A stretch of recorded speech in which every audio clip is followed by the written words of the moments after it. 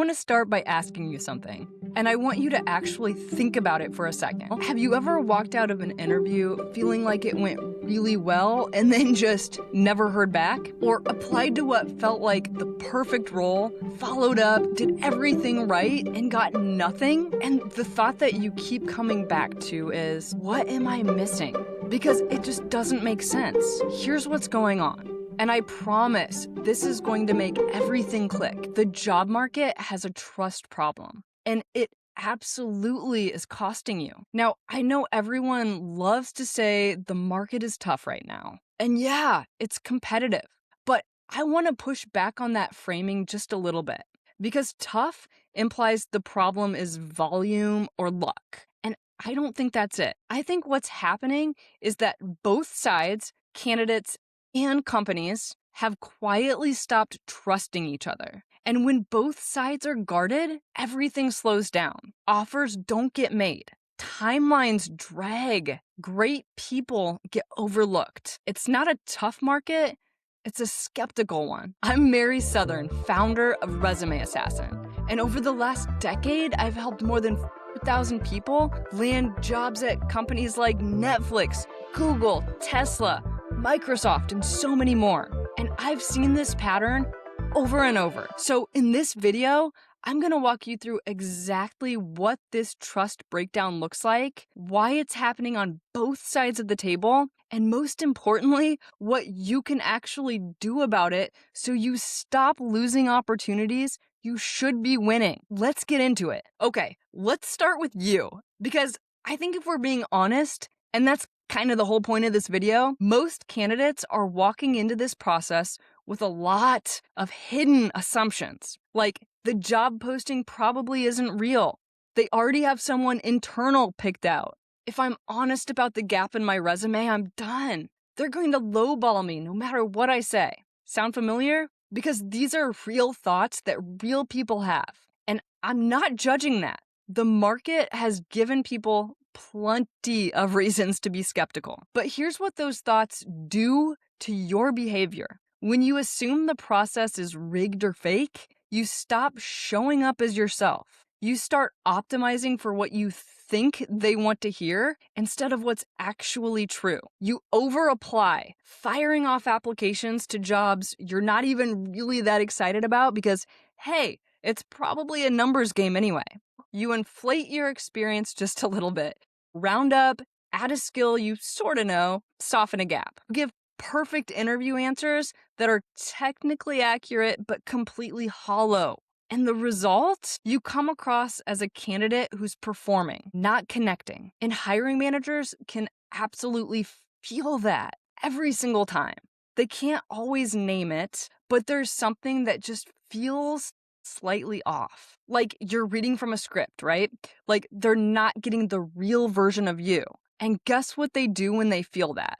They hesitate. They keep looking. And you lose the role, not because you weren't qualified, but because you don't feel trustworthy, which is deeply unfair because you are just trying to protect yourself, but it backfires. Okay, now let's flip this around because candidates aren't the only ones being guarded here.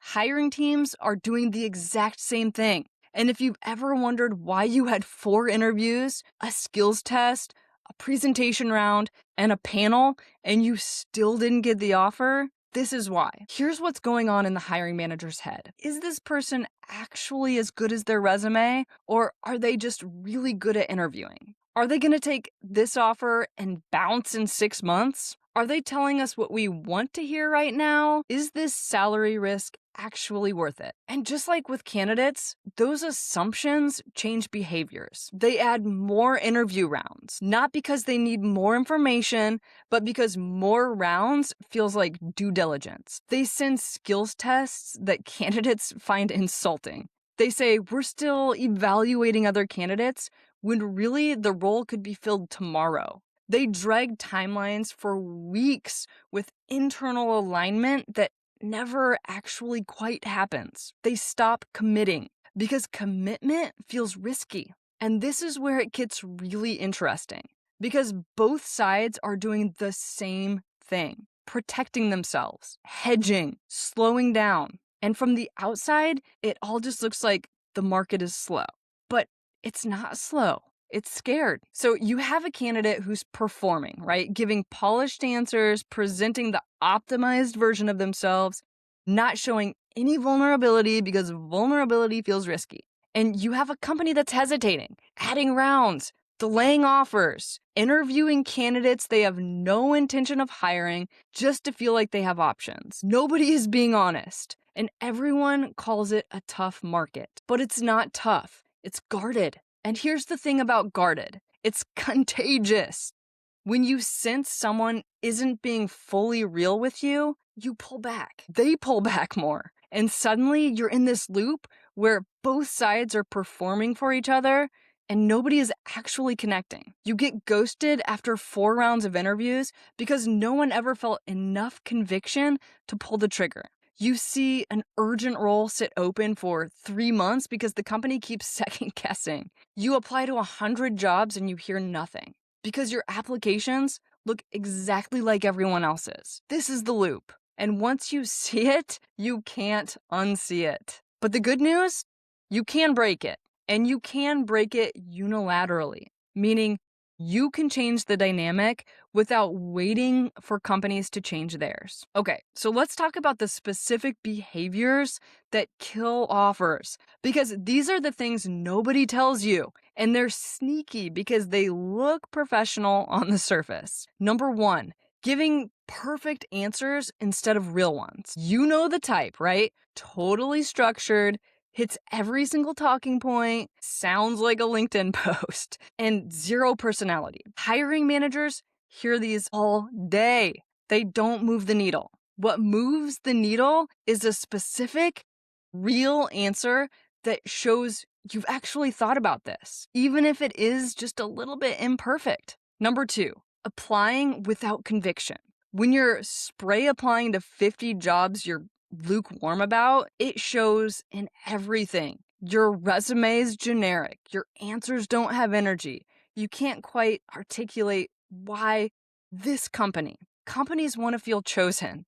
They want to feel like you're excited specifically for them. If you're not, they can tell. Number 3, keeping your options open in your positioning. This is a big one. When your resume, your LinkedIn, your summary all say something vague like experienced professional with a background in multiple industries, you feel risky. Not versatile, risky, because nobody knows what to do with you. Number 4, and this is on the company side, but you should know about it. Companies dragging timelines to keep options open. If you're in a process that's been going on for 8 weeks and nobody can give you a straight answer, that's a trust signal. Either they're not sold or they're using you as a backup while they close someone else. Knowing that should change how much energy you invest. The through line here is that nobody is signaling belief. And hiring requires belief. You have to believe in the company enough to show real enthusiasm. They have to believe in you enough to make an offer. If both sides are hedging, belief never gets established. Okay, here's the reframe. And this is the thing I want you to take out of this entire video. The people winning in this market right now, they're the ones who created trust the fastest. Let me say that again because it changes everything. You don't get hired when you prove you can do the job. You get hired when they trust you will. So what does that actually look like? A few things. Specificity builds trust faster than perfection. Instead of saying, I'm great at building teams, say, I've hired 12 people in 2 years, and every single one of them is still at the company. Specific is believable. Vague, forgettable. Clear positioning beats keeping options open. If you try to be everything, you become nothing. Pick your lane. Say what you do, who you do it for, and what you're known for. That clarity makes people feel like they know what they're getting, and that feels safe. Decisive candidates feel less risky. If you walk into an interview and it's clear you've done your research, you know why you want this role at this company, and you're not hedging about your own interest, you feel like a sure thing. And sure things they get hired. Conviction is more attractive than credentials. You can have the best resume in the pile, but if the person next to you is more excited, more specific, more clearly committed, they're going to get the call every time. The shift is this: stop trying to impress them. Start making it easy to believe in you. Okay, let's bring this home. The job market has a trust problem. Candidates are guarded. Companies are hedging, and both sides are performing instead of connecting. That loop is why qualified people get overlooked, and it's why the market feels so off right now. But you don't have to wait for companies to fix their side. You can break the loop yourself by doing one thing most candidates won't: being specific, being real, and making it easy for people to believe in you. The job market didn't get harder. It got quieter, more cautious, more skeptical. And the people that understand that stop trying to impress and start making it easy to believe in them. That's the move right now, full stop. If this resonated with you, drop a comment and tell me, which part hit closest to home? Was it the candidate side, the company side, or that collision point in the middle? I read every single comment and I truly want to know. And if you want help actually breaking this loop, whether it's your resume, your LinkedIn, how you're telling your story, that's exactly what I do at Resume Assassin. Head over to resumeassassin.com today and schedule a free 15-minute consultation with me. I'd love to get to know you a bit better. Subscribe if you want more of this. New video every single Wednesday. I'll see you in the next one.